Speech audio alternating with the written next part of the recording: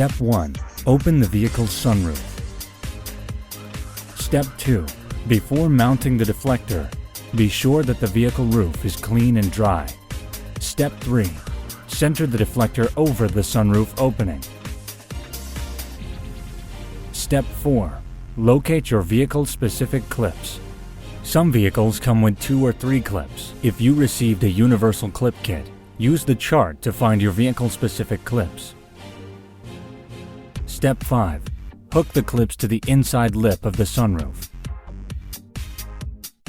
Step 6. Line up the deflector holes to the clips, then insert the screws. Step 7. Twist on nut until snug. Caution: too much downward force will damage or crack the unit. Step 8. After all clips are in place, recenter the deflector, then carefully tighten the nuts. Do not over-tighten.